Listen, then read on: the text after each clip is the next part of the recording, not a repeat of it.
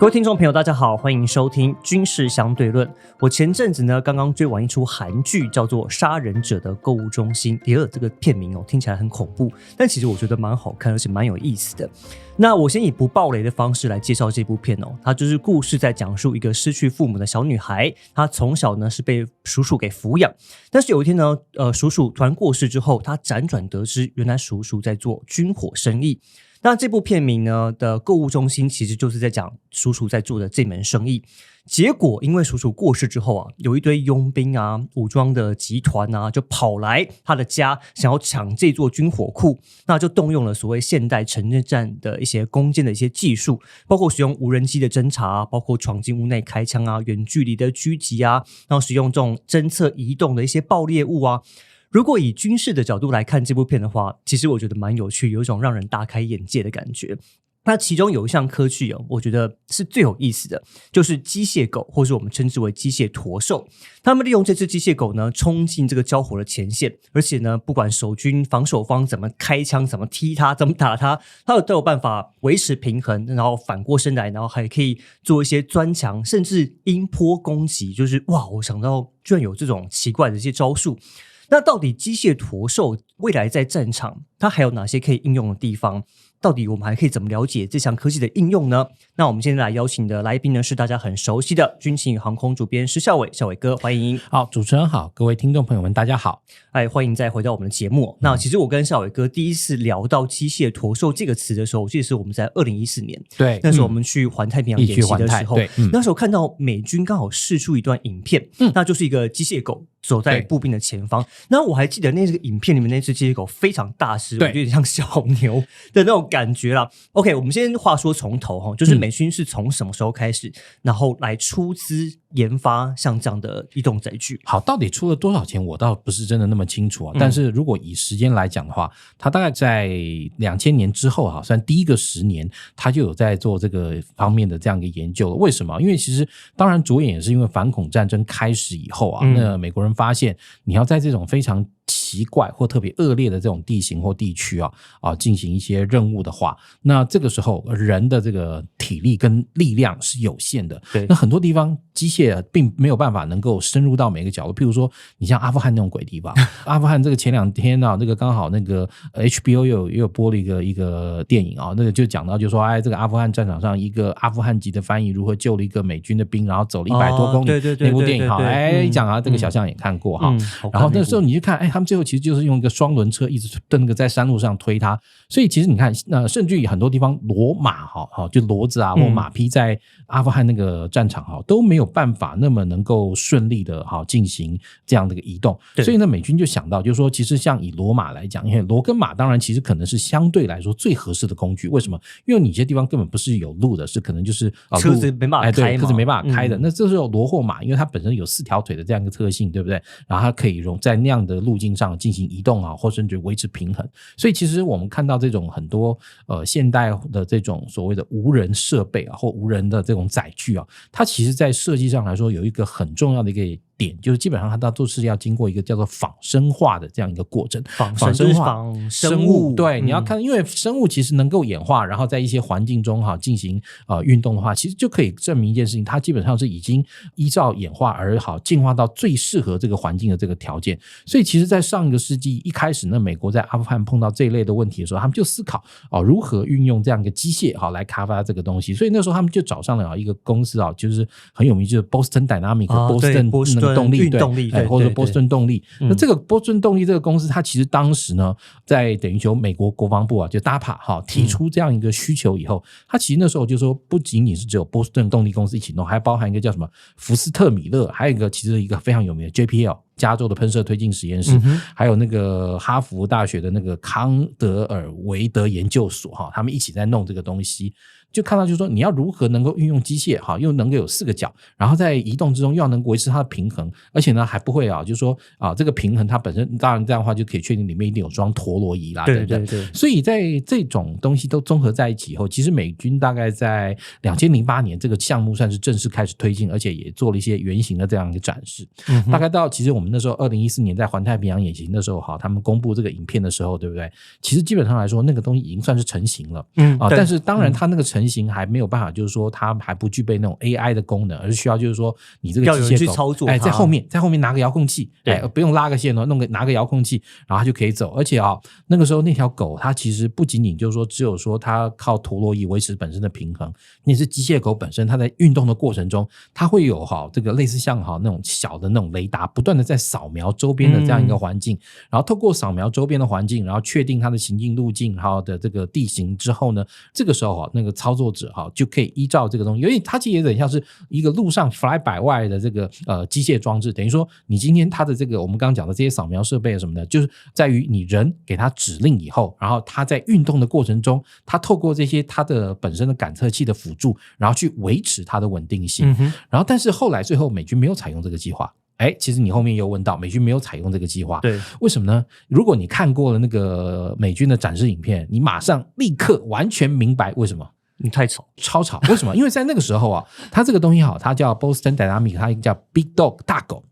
这个大狗它当然没有像这个狗真的有个头伸出来了，但它其实在它的那个行进方向前方也的确在它的那个本身的机械的那个本身上面有伸出几个感测器，我就刚刚讲要去扫描周边环境那个时候其实由于像锂电池啦什么的这种电池技术还没有像现在这么进步，其实以这种电池技术来讲，我觉得锂电池的出现跟大量的应用大概可能是这5-6年来或这近10年来算是我觉得算最伟大的发明了但是当然锂电池还是有锂电池的这个问题，大家在使用锂电池的时候还是要注意到安全不然的话后果堪虑而且那玩意烧起来很麻烦但那个时候呢，以美军来说，既然你要维持在战场上的移动它就必须要有这个动力。那动力的话，特别像比如说在这种阿富汗或那个伊拉克特别在阿富汗这种地方基础建设可能很糟糕的时候，所以你如果说遇到基础建设很糟糕的时候，这个时候有一点像我知道现在大家很多人可能去考虑这个电动车这个问题，但是电动车这个东西如果一旦你碰到一个基础建设不够发达跟完善的地区，然后你的这个气候变化又很强烈，那我不建议你轻言去买电动车，你可能还是考虑油电车比较合适对，这个一讲小象突然就懂，因为最近这个新闻很多嘛，今年冬天那个北半球特别冷，对，很多人电动车就卡在半路上对，没电对，你可能一开出去告诉你满电然后呢，但是因为你那个冷你又要弄暖气又要干嘛，你就发现那个电力下滑这个速度超快然后甚至你在路上又遇到塞车，还没到下一个这个充电站你就就准备1、2刹开始推车了。好，这个机械狗本身它当初这个 Big Dog 做出来的时候，它是自备动力系统也就是说它有一个小的那个汽油引擎那是汽油引擎，你一听声音就知道那个汽油引擎，因为它那个汽油引擎在运转的时候，对不对？你就可以听到声音非常大，而且汽油引擎也还有一个问题，要散热对，它一定要散热嘛，你要散热才能够继续维持它的移动，因为汽油引擎不管是汽油也好柴油也罢，基本上都是内燃机的话，那你那整套 cooling system 就冷却系统就跑不掉，对，所以你就看到它那个上面就是说它其实的确它的承载能力还真的蛮不错，大概一次可以帮一个步兵班6个人的那个装具通通挂在他身上，挂在他身上，还可以带一些轻武器等等没有问题的然后跑来跑去，但最后陆战队决定说这个计划真的是不好用，为什么？因为那个声音真的太吵而且如果说今天你要再加上那个就是灭音器的话，对不对？其实灭音器也是有重量，而且灭音器通常会有一个问题就是灭音器会直接产生比较高的热，因为你要把那个声音要把它锁在那个灭音器里面。它通常其实灭音器的构造原理很简单就有点像是那个一个长长的管子里面，它分成很多小隔间，等于说你这个燃烧完的气体出来，冲到第一个隔间满了，再跑到第二个、第三个、第四个，这样经过多重的隔间让那个声音越来越小变成说你平常我们可以接受到的这样一个程度。但那种东西问题就是你引擎喷出来那个废气它是热的，因为是烧完的气喷出来，所以你看为什么我们骑摩托车或干嘛，那个底下那个灭音器它上面要么就有一个垫子，要么就告诉你高温雾那个不要碰，对不对？原因就在这里。好，那这样的话它其实热交换就会变成一个很大的问题那就变成它上面一定要有一个热交换器去解决它的这个发热的问题。另外那没有办法装非常良好的这个灭音器的话，你要那个消音器，那你就它走起了路来声音很大。你也知道军队移动啊，这个最重要的事情就是逆踪就是很重要，就是要安安静静嘛。那结果弄了半天，你这个机械狗还没跟着你的人那个部队走到，然后那个塔利班或干嘛就先发现100公里外，搞不好就发现，当然没那么夸张。所以最后就是说这个 case 就完全没有办法推下去。但是呢，后来这几年我们看到这个 Boston Dynamics 对不对，在这样一个基础上，因为其实就变成说你的 sensor 跟那个就是感测器还有控制系统等等，就是控制它不会倒，你怎么踢都不会倒。像我相信刚刚小象说的那个韩剧里面，应该也是进化到现在这一代叫做电动机器狗，对不对？是。那电动机器狗相对起来就非常安静因为像比如说最后美军放弃掉这个计划之后，这个波士顿动力它还继续非常努力的在研究这个东西，而且呢，它就是我们刚刚讲到这个锂电池的技术相对越来越成熟之后呢，它把这个机械狗的这个我们讲到一个机器里面最重要一个东西叫 power plant， 就是原动力场。那个原动力场的这个部分就改成那个由电力驱动的这个电马达。所以他那时候他的电动机械狗第一次出来的时候，他的那一段影片其实非常吓人他把10只机械狗摆在地上，那个像那个雪橇拉车一样，对不对？你应该有看过嘛？对。然后突然好像一个控制的那个指令一下，然后这10只机械狗突然就一起站起来，然后呢就开始踏步，咔嗒咔嗒咔嗒咔嗒，然后一起往前踏步，然后往前踏步，踏了几步，他们镜头没有跟着那个机械狗往前面走，但是看到后面拖了一台 Boston Dynamics 公司的卡车，好，他就告诉你说这个东西其实很够 power。但是我觉得就是说，当然你到现在这个阶段，它已经变成了这种进化到这个电动机械狗这个部分呢，军方会不会有可能重新再考虑？当然我们刚刚前面有讲到一个最根本的问题，你的这部队在往前推进的时候，有的时候像这种一旦你就靠全电的这种东西它就有一个很大的问题，就是它其实就很依赖你这种所谓的基础建设。那如果你在战场上移动的时候，有时候这种基础建设相对来说可能就没有办法那么完备的时候，或者说能够随时跟上的时候，你已经知道这个地球上打仗，美军的这个后勤已经是全世界最厉害了。但是如果你今天去看那个HBO 有一个影集大概也有10年了，有一个影集系列影叫 Generation Kill， 那个就是杀戮世代，它其实就是讲2003年美军这个那个陆战队这个第一师的一个侦察营的这个故事，因为有一个 Rolling Stone 的记者跟他们一起嘛，就把他那一段时间的所见所闻写成一本书，最后拍成这个影集。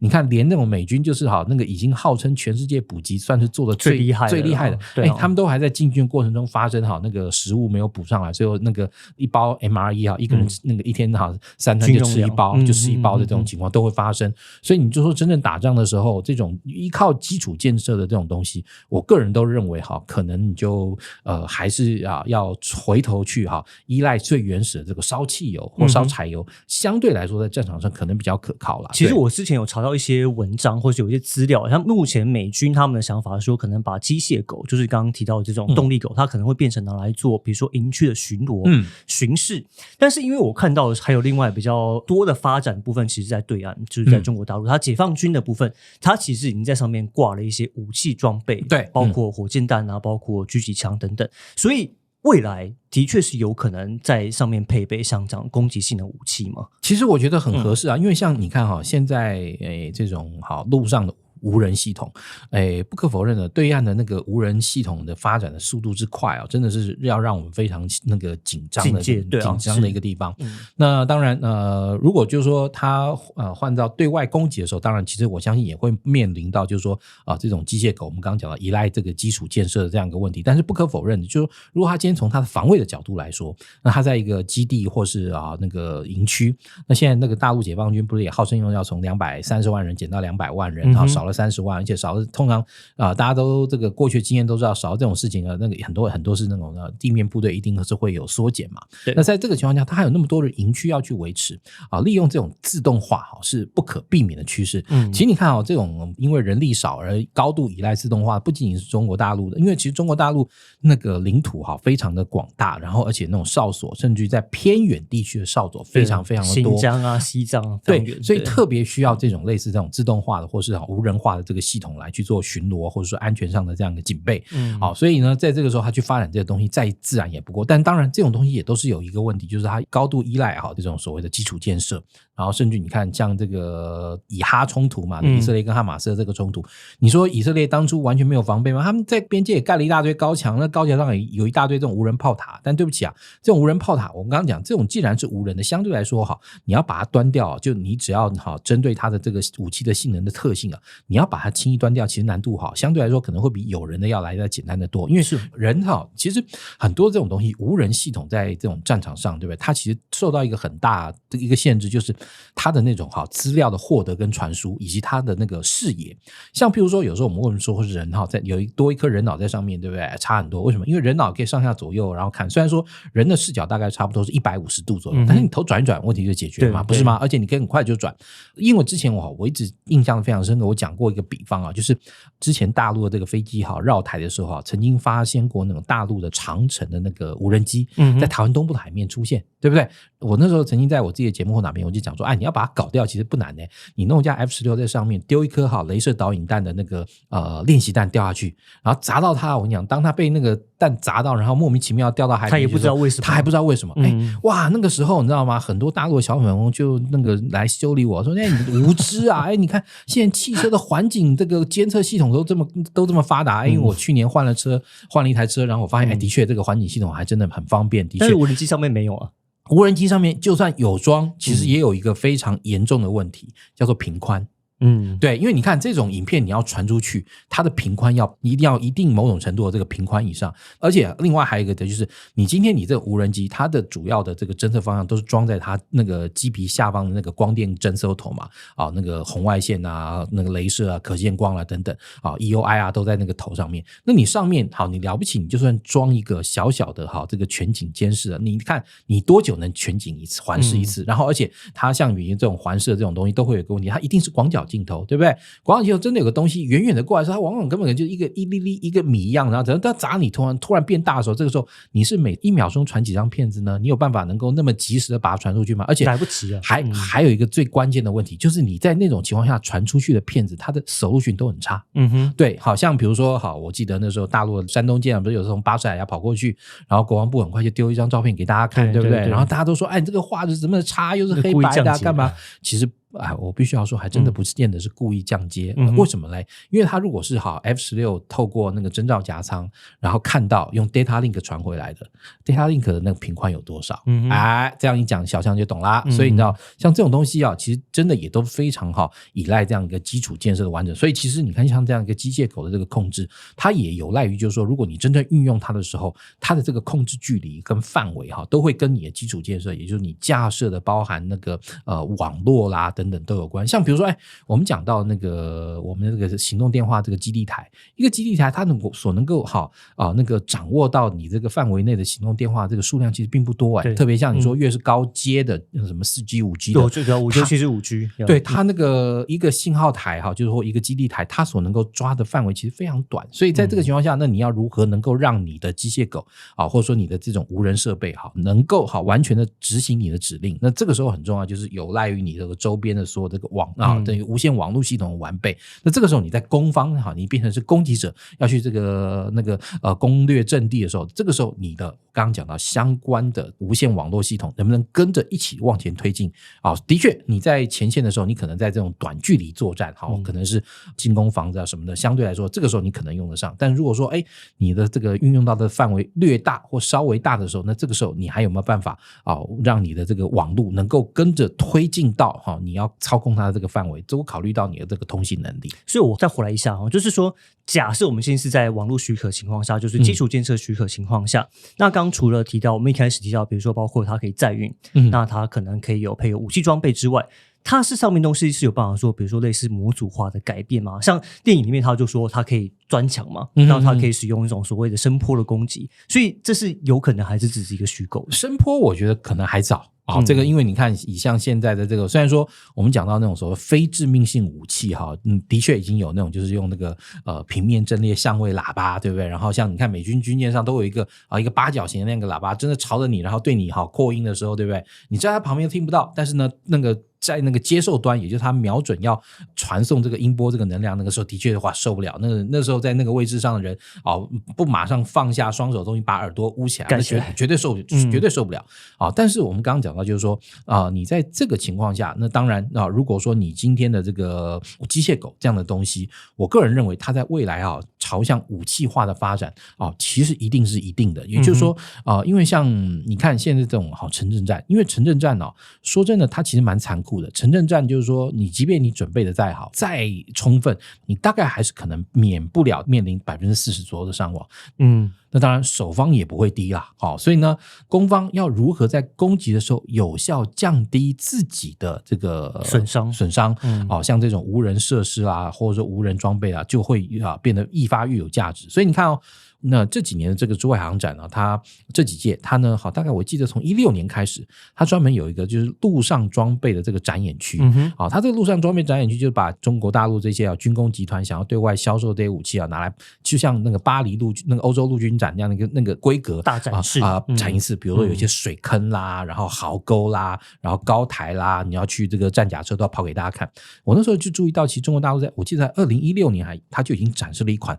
非常小的这种小的无人坦克。那个无人坦克的大小就跟当年2战时候德军的那个遥控的那个自杀无人坦克大小差不多，但是它上面就装了这个侦测跟武器，也就是说它一个小小的这样的履带车，然后这个履带车前进的时候靠着操控，然后呢它甚至用有线的这样的方式，有线或无线，因为如果说短距离的话，你这个即便是无线网络，你还是可以用比较好的这个传输设备让你后方的人及时看到。那有线的话问题更小，那这个时候它透过这样的东西那个往前面开的时候，等于说你操控者就可以在那个进到一个房子之后呢，就可以对房屋里面的这个情况等于说看到的非常那个清楚，搜索对，搜索，然后看到非常清楚，甚至如果看到敌对的这个那个态势就直接用无人器上面那样一个机枪或者直接进行攻击，这可能性也是有。当然这个也不代表说100%万无一失为什么？因为你即便进到屋里面，人家还是可以在屋里面构筑各种的那样一个那个障碍物，让你没有办法看到。但是相对来说，你可以看到，由于其实中国大陆他们自己本身也面临到这个少子化跟这个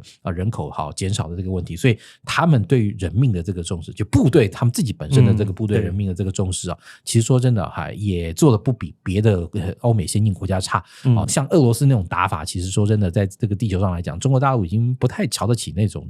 打法了啦。这种我是说真的。对啊，所以你觉得最快大概多久我们可以看到像这样的科技，然后投入真正在